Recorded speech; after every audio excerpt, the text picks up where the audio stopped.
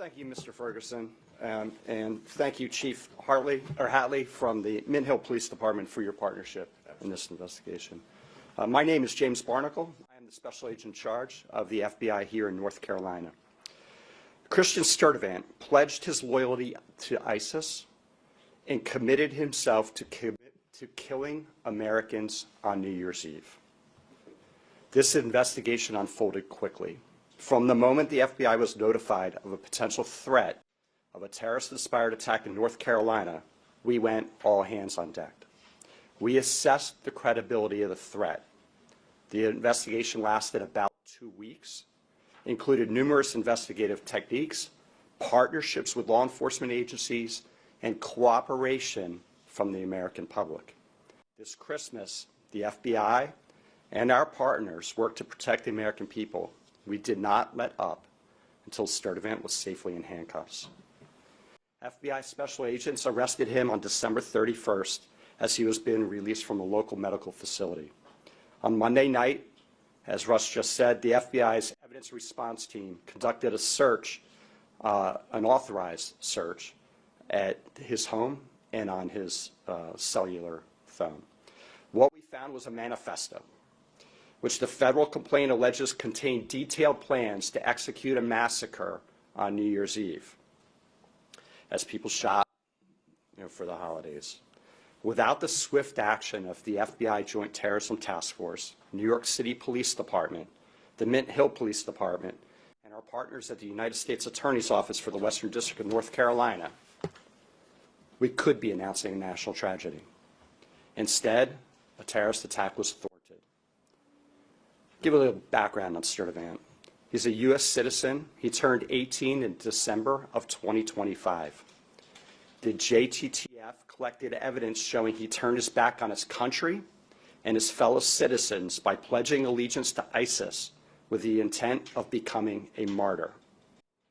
We allege Sturtevant was willing to sacrifice himself by committing a terrorist attack using knives and a hammer to support the murder, torture, and extreme violence that ISIS represents. We didn't just learn about him a few weeks ago. Sturtevant first came to the FBI's radar in January of 2022 when he was still a juvenile. He was in contact via social media with an unidentified ISIS member overseas. Sturtevant received direction from this unidentified ISIS member to dress in all black, knock on people's doors, and attack them with a hammer. In fact, Sturtevant did dress in all black. He left his house with a hammer, and fortunately, his family stepped in. Sturtevant, no charges were filed at that time. He was referred for psychological care, and he underwent psychological care, of which I don't know the details. The FBI was told he no longer had access to social media. On December 18th, a week prior to Christmas, the Charlotte field office learned it wasn't true that he was now back on social media. After several FBI offices around this country and the New York Police Department alerted the Charlotte JTTF of a TikTok account username Abu Bakr al-Amerki, who made multiple posts in support of ISIS. Sturtevant was identified as the account holder. And with federal search warrants, the FBI obtained his previous posts to assess the extent of threats to the homeland. But according to the complaint, on or about December 12th, Sturtevant began communicating with an individual on multiple social media platforms. Unbeknownst to Sturtevant, he was talking to a government online covert employee. Within just a few days, Sturtevant direct messaged the online covert employee with a picture of 2 hammers and a knife.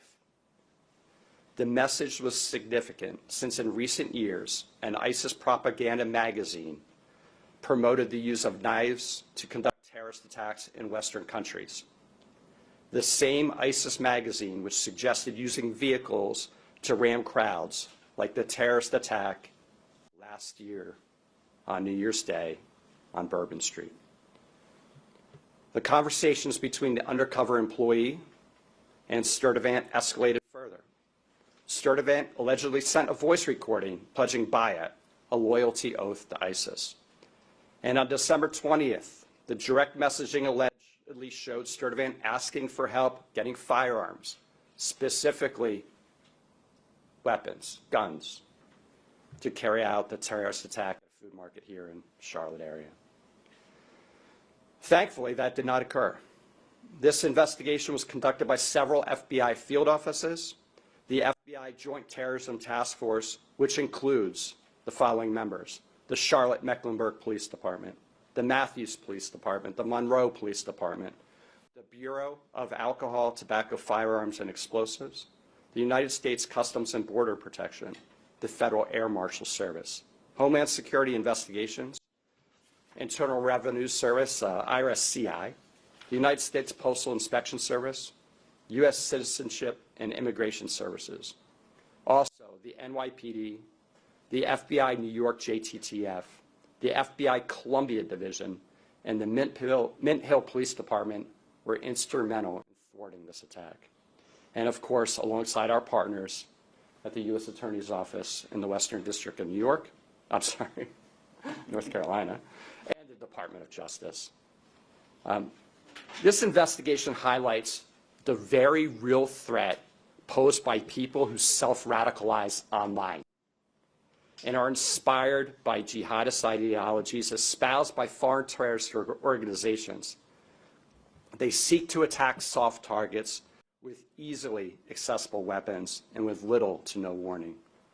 To further complicate this threat, we have seen that most successful attackers radicalize in a time span of between 1 and 4 years, and they typically mobilize to act in less than 3 months. The FBI continues to work tirelessly to combat the threats of terrorism for the American people every day.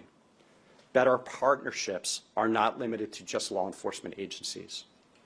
We rely on the communities we serve and encourage the public to contact law enforcement when they see or hear something that doesn't seem right. I also have this personal message. If your child, relative, friend, or neighbor is sliding into a dangerous ideology, you'll be the first to see it. And together we can stop it. The threats we face are bigger than any one law enforcement or intelligence agency, requiring everyone who hears this message to work together to keep people safe. I want to thank the members of the Joint Terrorism Task Force that sit over here today for their diligent effort. We spoke, I can't tell you the number of hours, and this is not an attaboy to the FBI or our partners. They worked nonstop for about 14 days, 24/7, digging through everything we had and keeping surveillance on this subject so we could intervene if he were to potentially attack. Through Christmas, Christmas Eve, every single day, all weekend. So thank you for your commitment to keeping America safe.